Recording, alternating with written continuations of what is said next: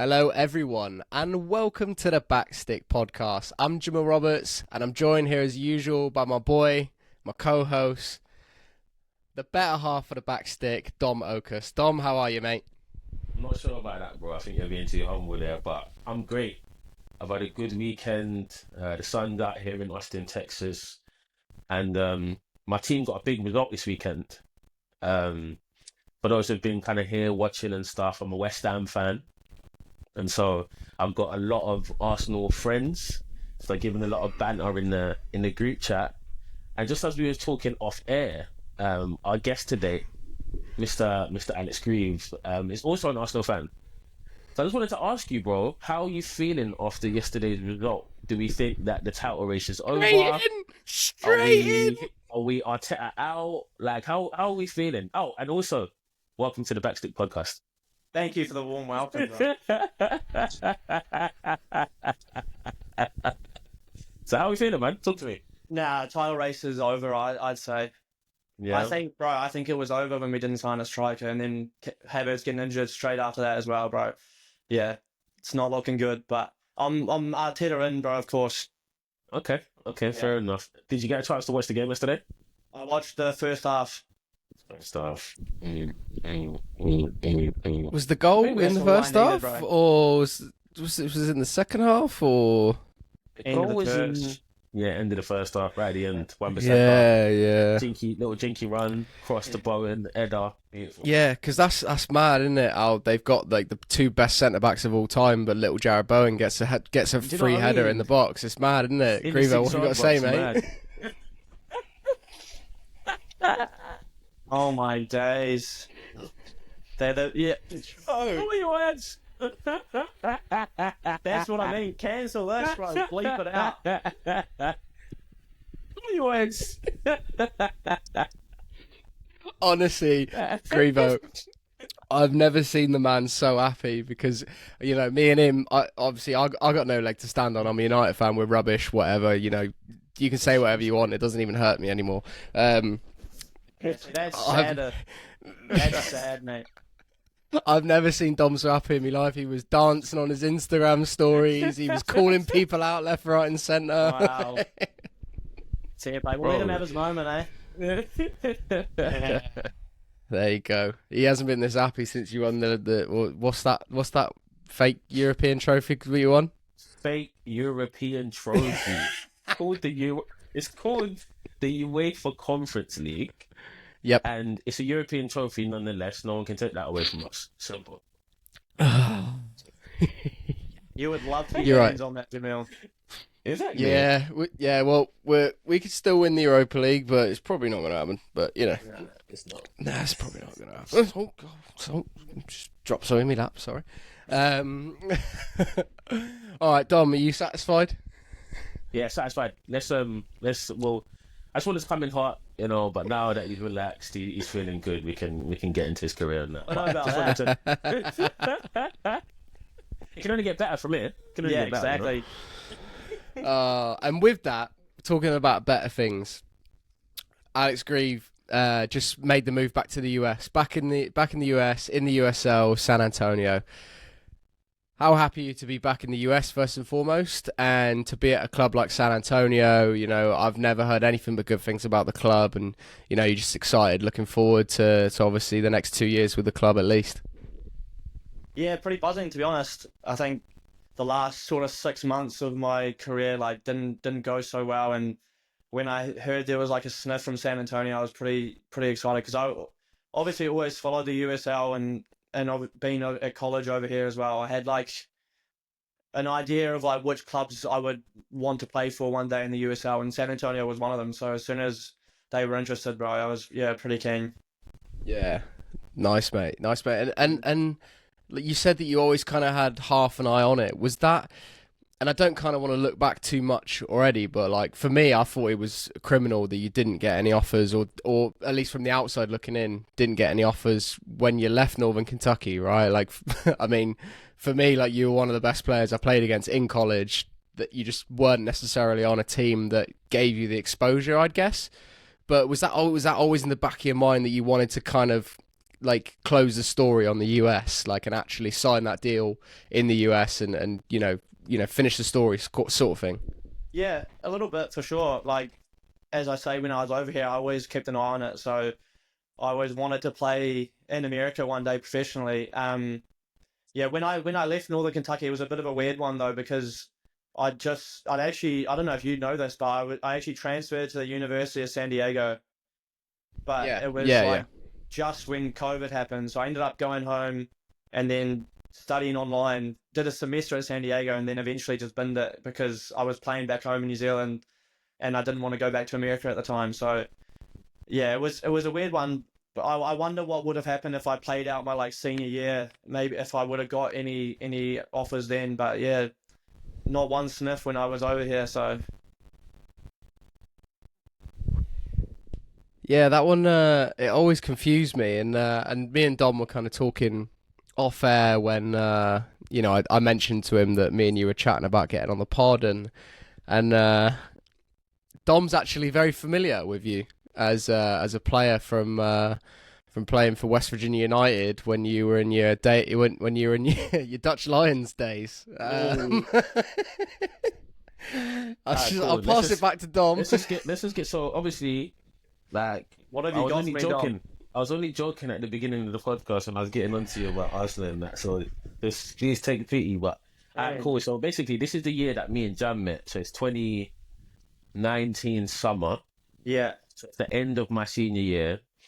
I've basically spent January to May. I've got a house in West Virginia on campus with 7 other boys. Okay. And we're just getting on it 4 times a week. So you can tell the kind of condition I've come into the USL season with. So anyway, I'm playing under Dan Smith at West Virginia United. I think for the first time in maybe 3 seasons, I'm playing centre mid. And we're playing against the Dutch standard, so you boys. So you were playing, and I can't remember, there was another guy. I think he was from New Zealand as well, a winger. Yeah, Long hair, Connor had a headband. Yeah. Connor Private. These men are just running riot. I can't ever get anywhere near them. I'm trying to like body man, I'm bouncing off them. I'm trying to like clamp them. They're just skipping challenges. I'm like, oh my God, I'm miles off it. So then when he sent me the this is who we're gonna be interviewing, I was like, oh, I know this guy. This guy is the one that embarrassed me in Cincinnati. It's a sitting runner. I just remember you was a good player, like tidy touch and very sharp. Very, very sharp. Very, very sharp. I actually remember that was the first game of the season, bro. So we didn't know what to expect, but it was me, Connor Probert, the guy you're talking about, and another boy, Alex Willis from NKU. Yeah. And we all like he's a striker, Willis, and Connor was on the wing, and I was a 10. And yeah, I think we linked up really well that day.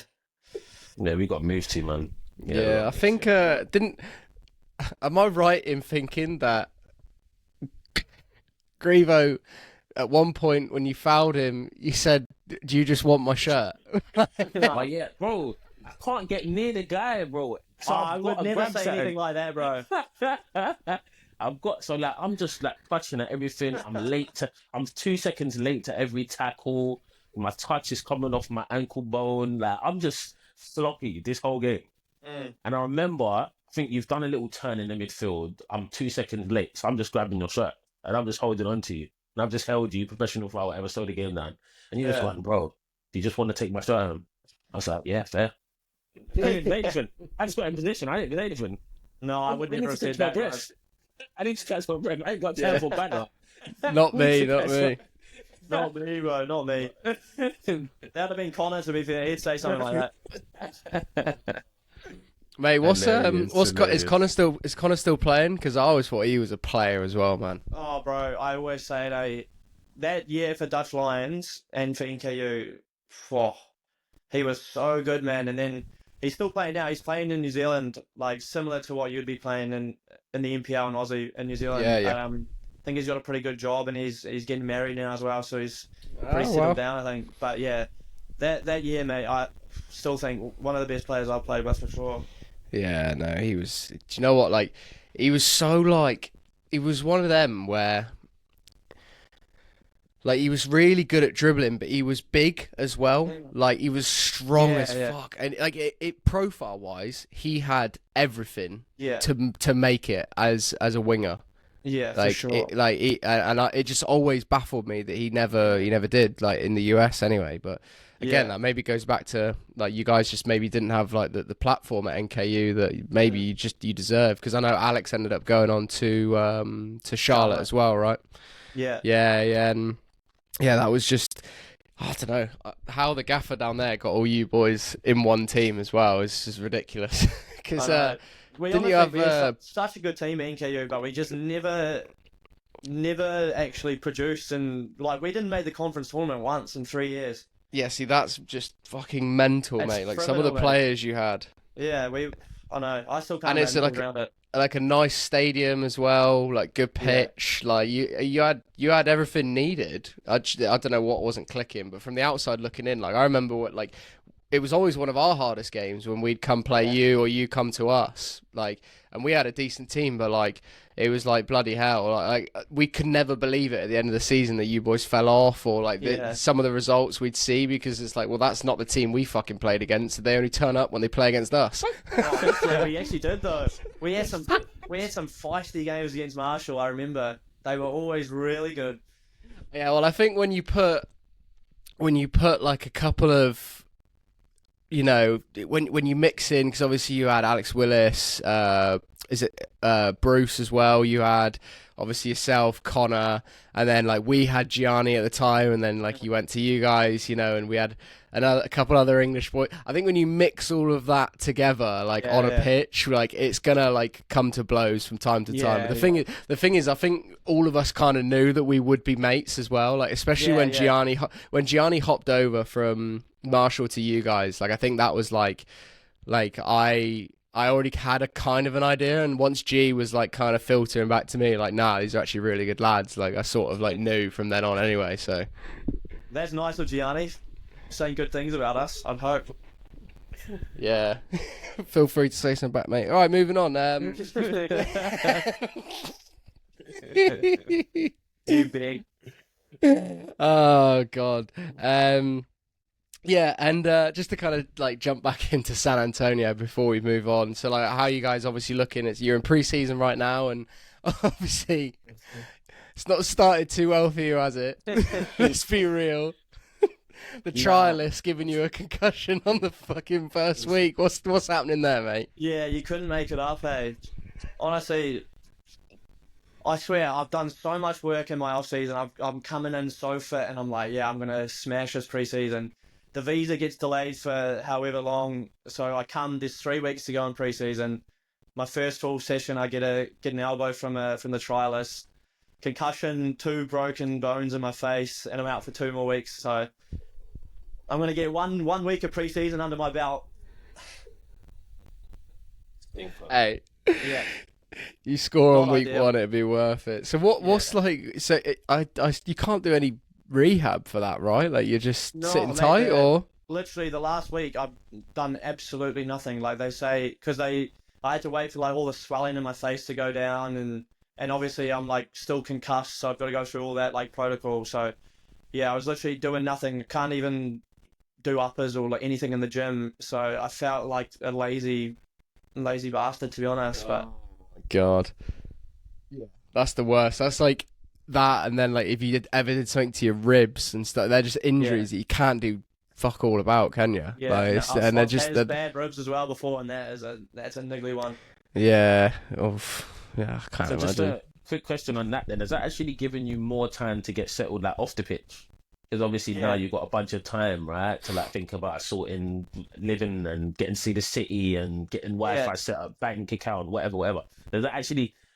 Like, is that the only silver lining you can kind of think of the injury? No, genuinely, I actually said that to someone the other day. I was like, because I moved in here like 5 days ago, and I wouldn't have been able to do everything. I did pretty much everything on that day to like get all the stuff in, because I didn't have to do any training or anything like that. So yeah, it meant I could get a lot of all the admin side out the way.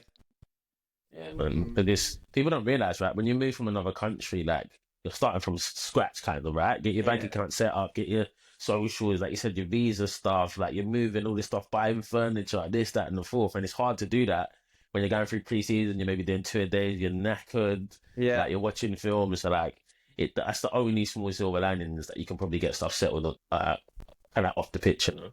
Yeah, 100%. Like I was even looking for apartments and stuff, so I had to I was going on apartment tours, and so I went and viewed like 6 or 7 different places. So I wouldn't have been able to do that, like as you say, with like such a heavy schedule during pre-season. So it worked out okay, but still would prefer it the other way around. Yeah, it's actually, yeah, it's far from ideal. Far from ideal. Hey, you score in the first week of the season. I'm sure you'll forget all about it. Yeah, exactly. Yeah, and just on the subject of goals, and I kind of want to like take it back to when you did go back to New Zealand for the first time, and you touched on sort of going to San Diego and doing a semester but playing back home. So just talk to us about why you wanted to do that and you didn't want to kind of get back to the US immediately. Like, were you just happy playing, scoring goals, and just kind of feeling like you again, like back in the US? Back in NZ. Yeah, it was a weird time, because of all the COVID stuff, and New Zealand was like one of the only countries in the whole world that was living like relatively normally. Like, we went into a full lockdown and no one could come in or out pretty much. So we were pretty much COVID-free, playing every week, training like completely normal. And I was looking at America at the time, and I don't think San Diego had any games scheduled for the full season, and there was like everything was up in the air. And then there was like the BLM movement, and there was like riots everywhere, and like I was just looking from the outside. I was like, oh, I'm pretty comfortable back here at home for the first time in a few years, back with my friends, playing football. So, and so I decided just to stay put. Yeah, and that's funny that like there's little things there that people just don't think about as well. Like that, like just take away football and everything. Like that was a fucking crazy time. Like, yeah, exactly. Like that's years of our like early lives that like we'll just never get back. So to be honest with you, I don't blame you for wanting to stay somewhere that obviously one was home, but one just felt like normal. You're looking at the chaos going on at the rest of the world, especially directly where like you're meant to be like playing football or whatever in the fall. So yeah, I completely understand it, mate.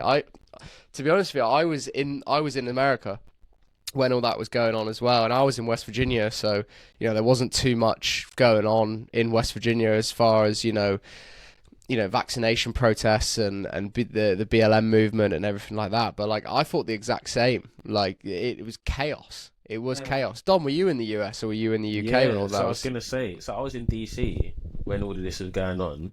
So you can imagine, right, like this is where the White House is, this is where the government. So if people want to protest, this is where you go. I distinctly remember it must have been, I don't know, in May or June, and I've gone for a run one evening. And I'm running from where I live in Northern Virginia into the city, across the George Washington Bridge, which is kind of next to where Georgetown University is.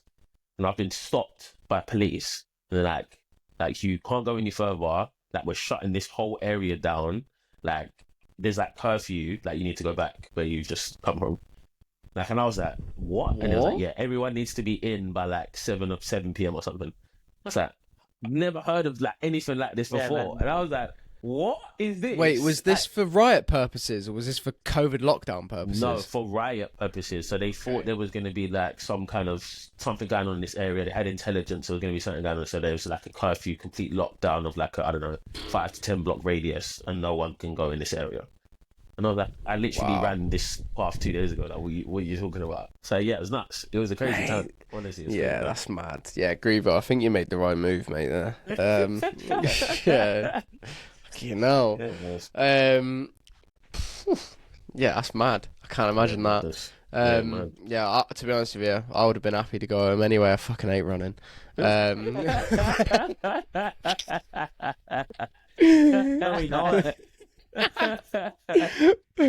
nah, back to yourself though, mate. So obviously, you made that decision. You're back in the I keep meant to say the US. Sorry, mate. You're back in NZ, and and you have a decent enough season. Was it not like you scored 19 and 19 over there? Yeah, Yeah. And you nick a move to St Mirren. Now, to me, and I'm sure to a lot of other people, you know, I'd love to get your insight, but from the outside, mate, I thought, how the fuck has that happened? Like, when the fuck do you see, like again, like I know that you're a good player, so like it didn't surprise me from that standpoint, but there's not many times that you see lads going from like leagues in New Zealand to the Scottish Prem. Like that's a fucking big jump, mate. Like how did that come about? Yeah, it was a pretty random one, to be fair, and I completely understand your feelings, because I was like that too, to be honest. So there was like an English agent who was friends with a coach at another club in New Zealand, and he was like trying to form a partnership between this club and St Mirren for whatever reason, and the coach of that club recommended, he was like, no, you should go to Birkenhead instead, because we have like a good history of like producing young players, and we're one of the best clubs in New Zealand. And so they formed this little partnership, and then I was scoring a few goals, and so they sort of gave me a contract, to be fair. It was for not a lot of money, and it was only for 6 months. So but I went over there and then did quite well off the bat, and then got rewarded with like a new deal and stuff. So yeah, it was quite good. Mate, that's nuts. So you went over there on the premise of 6 months? Yeah. So the contract was January 22 to the end of that season, I think, and with no option?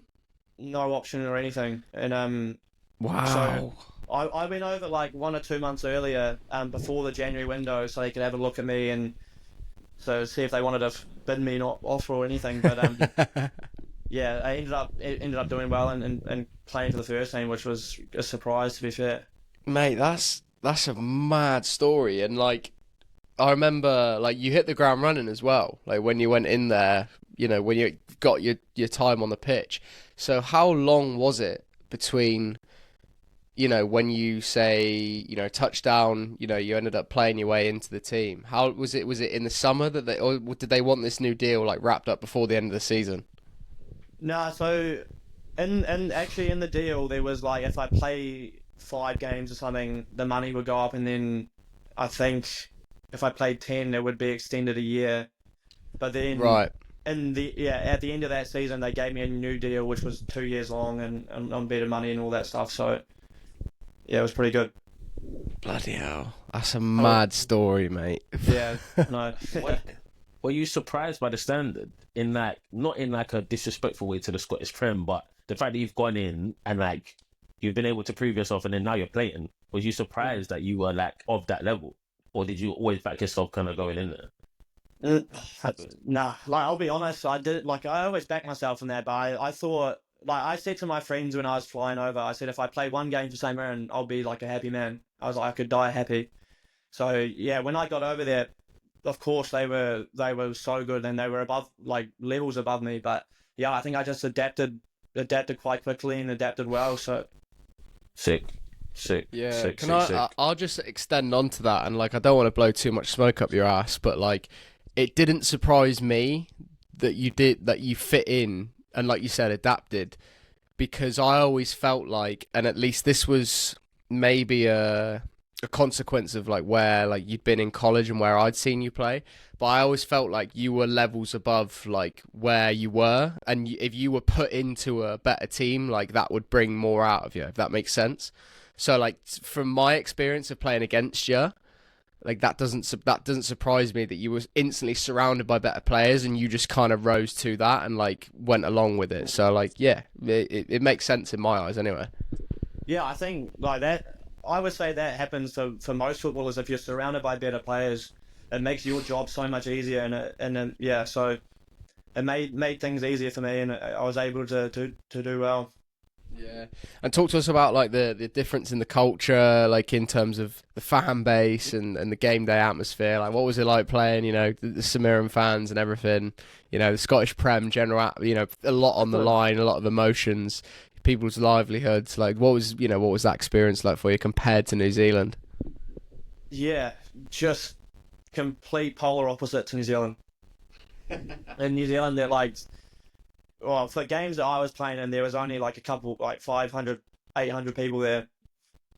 And they're not really like, if the result doesn't change their lives at all, like they're not really bothered. They're just there to have a few beers or like sit in the sun. So, when you get to Scotland, and it's literally like life or death for their fans, eh? So you get some pretty gnarly abuse thrown at you from both sets of fans. So that was definitely something to get used to. But it was pretty cool. Like, I'd never had that sort of edge at games before, and I enjoyed it. Yeah, did you thrive on it? Would you say? Yeah, I just like it's like adrenaline, eh? So you just get addicted to it a little bit, and especially like if you're able to score or something as well, like that feeling's unmatched. So it keeps you coming back. Yeah, and I mean, you scored a few, so yeah, that feeling did come back, and obviously, it led to a national team call up, which this is where, I remember I'm texting you, but I'm also texting like our mutual friends and being like this story of, being a college player, not going pro in the US, going back to New Zealand, somehow nicking a move off performance to Scotland, and then within X amount of time playing for his national team. Like, that like jump that you made was just like ridiculous. So talk to us about like that first time that you picked up the phone and you were told like you're in the all white squad. Yeah, it was pretty cool, to be fair. I think again, like, so lucky. The All Whites had announced the squad for the camp, and I wasn't in it, which is okay because I'd only been a pro for a week or so. But then it turned out one of the strikers couldn't actually get into the UAE because of his visa. So then I got the call to come in and replace him. So it was pretty special, fun, like the rent straight away, and it was pretty crazy, and it was a quick turnaround as well. It was like on a Wednesday. I had a game that night for St. Mirren that I stayed to play in that, and then flew out the next morning. So it was madness. Mate, so was it a phone call from the gaffer, or was it a phone call from like a representative of like a representative? Okay. But like another weird story, like the actual gaffer of the All Whites at the time was my high school coach, which is crazy.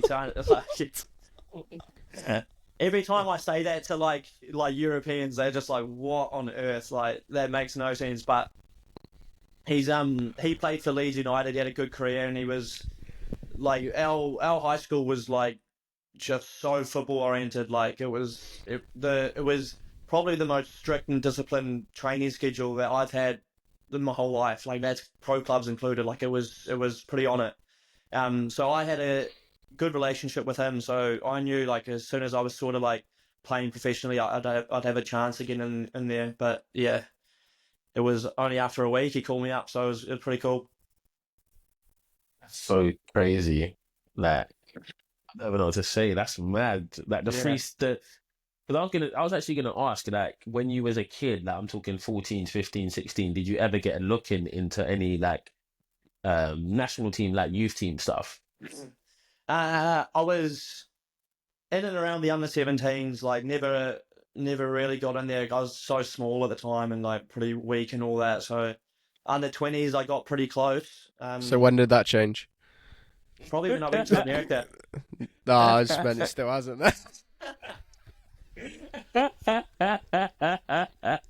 That just shows how long it's been since you've seen me, eh? I would bother you.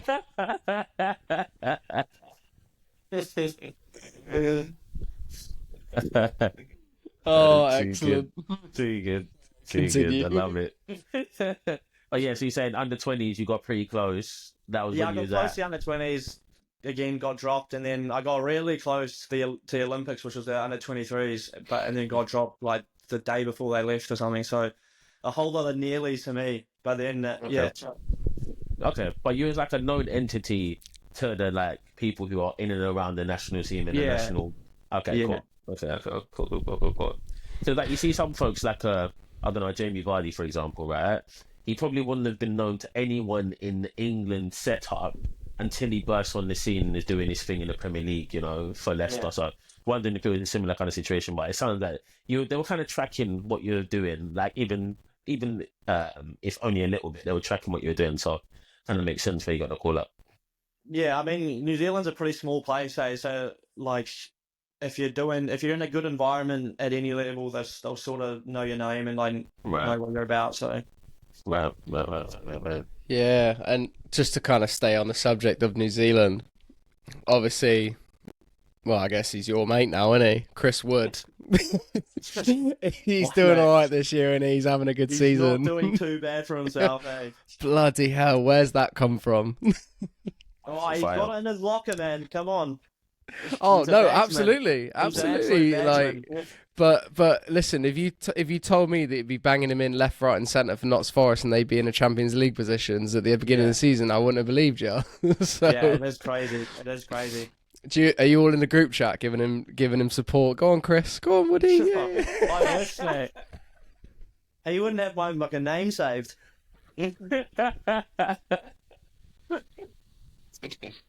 Oh, No, I'm sure that's not true. In all fairness, like he's actually a really, really nice guy. So sound and so humble. So yeah, it's pretty awesome to see him doing his thing. Yeah, no, 100%. And you know, was he? I know you. The first your first start, you scored a couple, right, on your first start for the national team. Yeah. So who was that against? How was that? Like, you know, you scoring for New Zealand, mate. Like, I can't. You're gonna laugh at this one as well, but the game was against New Caledonia. Okay, they all count. Yeah, they all count.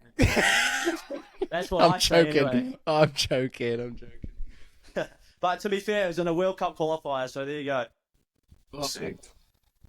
Yeah. No matter who it's against, if you're pulling on your country's jersey and you even can't even fathom going beyond that and scoring a goal, like unbelievable, mate. Unbelievable. And what's obviously now you're in the US, does that, you know, do you still see that as like a possibility, you know, that a challenge that you want to continue scoring goals and playing for the All Whites, you know, going forward? And obviously the World Cup's just around the corner. You know, at the end of the day, it could be on your doorstep, right? Like, you know, the World Cup being here. So what's the challenges going forward for the team, and obviously, you know, just to continue being in around the squad and look forward to 26, hopefully. Yeah, I think. Well, actually, with the All Whites, we've got 2 games in March, and if they win those, then we're in the World Cup. So yeah, it's a definite possibility. I think I'd have to do really well in the USL to get a look in, because I think that like some of the forwards now that we've got are playing at some serious levels, man. So like there's boys in Liga and playing in like the Eredivisie, Serie A, like it's the standard of the All Whites has gone like through the roof, to be fair. So I'd have to do well. It's definitely still a possibility, but I'd have to really perform well for San Antonio to get back in there, but it's not impossible. Definitely not impossible. Definitely not impossible, especially if your mate's the assistant. Just give him, go on. Oh, not anymore, man. I'm trying to think now, just off the top of my head, of like, obviously Chris Wood and like any other Kiwis that have played like at like top level recently. Like, yeah. We had Winston Reid, of course. Until he retired last year, I think. So go on, your Irons. Yeah, there you go. Good West Ham, man. Other than that, I think to be fair now, we've just got like a lot of good young players that you probably wouldn't have heard of, but like we've got 2 boys that have just signed for Nottingham Forest as well. Yeah. They've like one's on loan at Olympiacos, and then one's back on loan to Reading. But there's some really good young talent that you'll probably hear of in a couple of years' time. Yeah. Any names to drop on the pod as predictions? One of the players that like I still think is like crazy good is Marko Stamenic. He's the boy on loan at Olympiacos, but yeah, he's a big midfielder, but he's just so elegant and smooth with the ball. Like he's good to watch. So All right, one to watch. You heard it here first. You heard it here first. And then just like it wouldn't be us kind of wanting to touch on every part of your career there, mate. Where obviously you had the loan at Dundee, another big club in Scotland, and obviously the move over to another big club in Ireland most recently. So just kind of talk to us a little bit about your two experiences of obviously played in New Zealand, played in Scotland. You now go over to Bohemians in Ireland, right? What was that experience like, and was it as big as you thought when you first went there? What was your kind of expectations versus reality?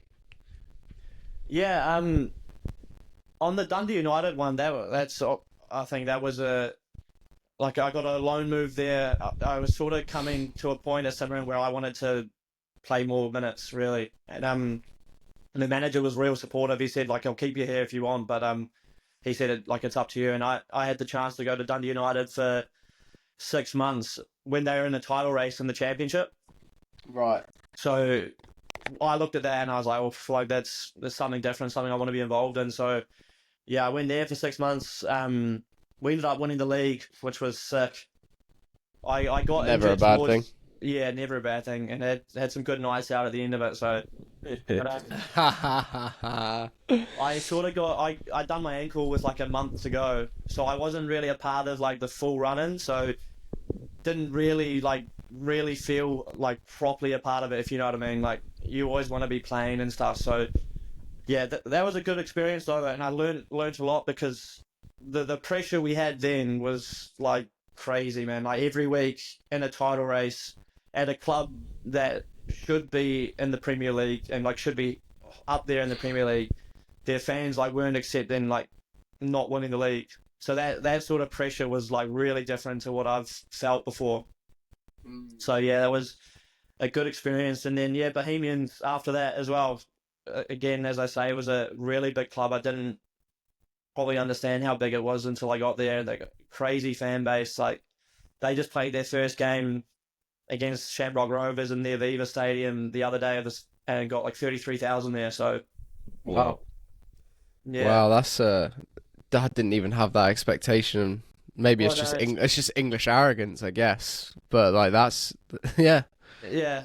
But as I said, like, it comes sort of down to the facilities. Like, a lot of those stadiums in that league can only hold like a couple thousand. So it's actually like pretty hot probably to get their hands on a Bohemians ticket, I think. So if once they got the chance to get in the Aviva, 33,000. So it was pretty cool to see.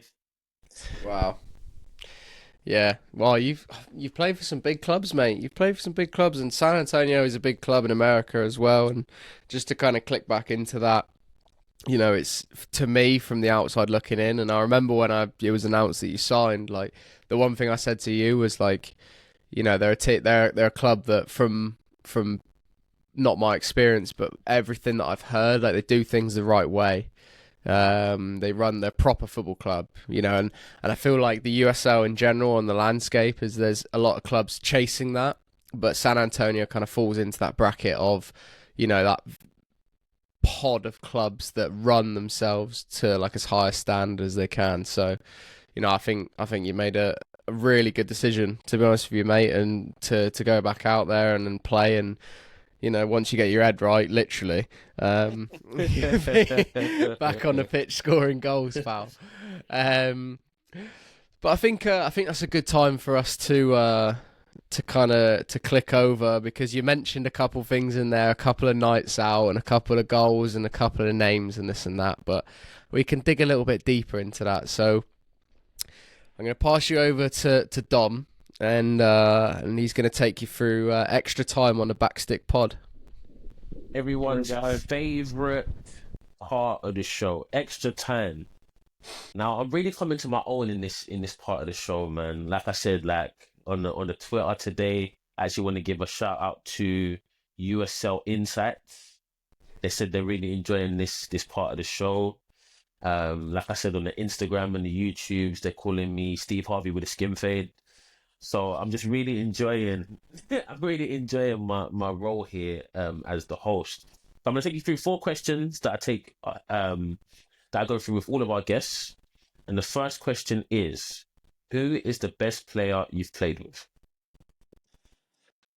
Oh, best player I've played with.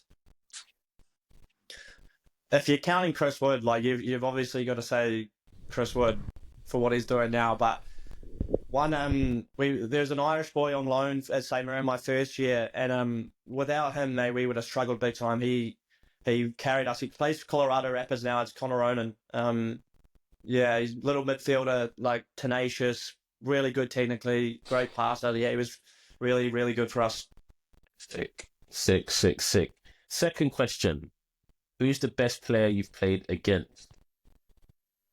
The one I always say I was like, wow, was Joe Aribo at Rangers. Oh, Yeah, different guess, but like he's tall as well, and I feel like you couldn't get the ball off him because he could just put his arm there, and like his left foot was naughty. So yeah. And the way he dribbles is he's got one of those dribble styles where like you think you're gonna get the ball and then he just nicks it flush your toe, you know? yeah, he's silky, man.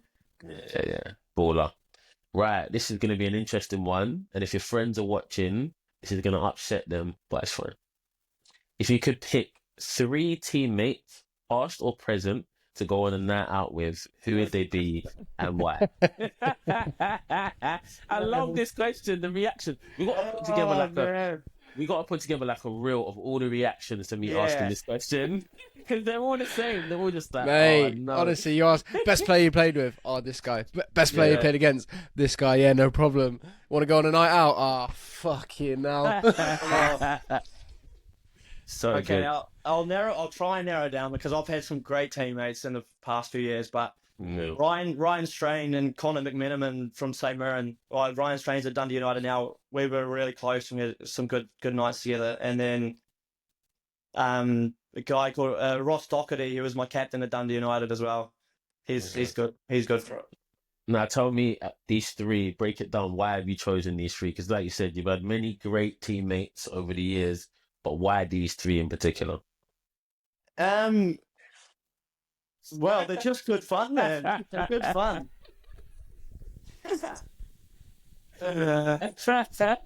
Say no more. Say no more. Yeah, they're good fun. Amazing. Don't worry, we won't get you in too much trouble. Last question, and a bit more wholesome. What's your biggest achievement on the pitch so far? I don't know what my biggest achievement would be playing for New Zealand and like making my debut, but I've got like one game that is by far like the most special, I think, and that was I played for New Zealand at home against Australia, which is obviously like a big rivalry, and that was like the first and only time like my family could all come out and watch as well. So yeah, that was by far like the most special, and like we lost that day like 2-0, I think, but it doesn't matter to me now. Like I just look back on that so fondly. So yeah, we hear that a lot in this. That's so good. That's so nice. Yeah, we hear that a lot in this answer, right? It's like not just the fact that you get to become a pro or represent your country, but also that your family get to join in that experience with you because they've been there, you know, driving you 2 hours to training here and there and tournaments and that, and to finally see it all come together and, you know, support you in that way is super special. Yeah, exactly. I think it's all about like sharing moments and like life's about that, I think. So yeah, it was really cool. I completely agree. Well, that wraps us up. That's been the extra time. And I'll pass you back to Jem to close us out. Thank you for that, mate. Thank you for that. Another lovely inception of extra time. Of course. Nah, I second what you said there, mate. Like, because, you know, all 3 of us were in a similar position. Like, we left home to play in the US, you know, first and foremost. And I don't know about yourself, you know, Dom or Alex, to be fair, but, you know, like my parents actually never came, they never got the opportunity to come to watch me whilst I was in the US. So, like, a lot smaller scale than, you know, playing for my country against Australia.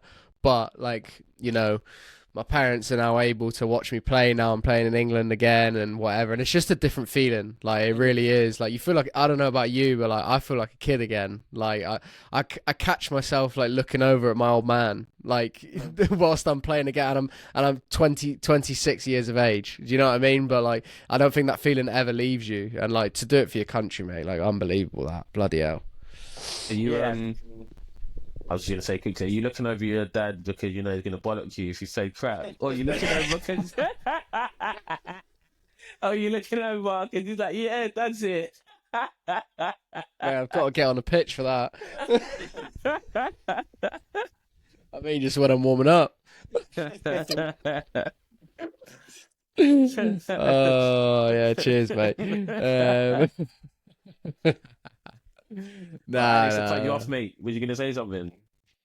No, I was just going to say, like, even when I was back playing in New Zealand, after I came back from college, like, just being able to go, like, hug your parents after a game and just, like, chat about it is, like, yeah, the best feeling. Yeah, 100%, mate, 100%. And yeah, the other side of that as well is when your boys come and watch you play, because it can go one or two ways, can't it? My friends, there's only one way it's going, man. They're going to turn up pissed as. Mate, so none of my boys have been to a game yet, mate. But we've got a game on a bank holiday. And it's the second to last game of the season, and the fuckers have said like they're gonna get a fucking minibus and drive up to the game and just all turn up like piss drunk, and like you said, and like I'm like, lads, I don't even know if I'm gonna play, and they're like, we don't care, like we're just gonna be there. It's all about that, mate. Yeah. No, like I've got a really good group of friends from New Zealand, and when I was playing back in New Zealand, there's like a few games of the season, they'd come through, like 10 or 15 of them. And obviously there's no like singing or anything on the sidelines in New Zealand. Everyone's just watching it. And then all my boys roll through like boxes of beers, like cans, just like screaming, and everyone's just like, what is going on? But they've taken that, and then every time I play for the All Whites in New Zealand, they've done the same thing. And I'm like, oh my God. Brilliant. That's so good. Oh, no. That's and the thing is, though, no matter what the stage, you just don't want that to change, do you? No, that's exactly. what you boys do it. for each other. Yeah, you never change that. You never change that. That's so funny, man. Maybe one day I might make the World Cup, or like the over 40s. I don't know, but you know, maybe that can happen. But I think that's a good place for us to wrap up there, and I think. That's been good, man. That's been good. It's been good. It's a bit of two-way banter today. I like it. Sometimes, you know, we've got to hammer the guest a little bit, or no, he just went. He knew what he was in for from the first minute and started coming back. I know. There was absolutely no feeling in. Yeah. High press, first touch, boom.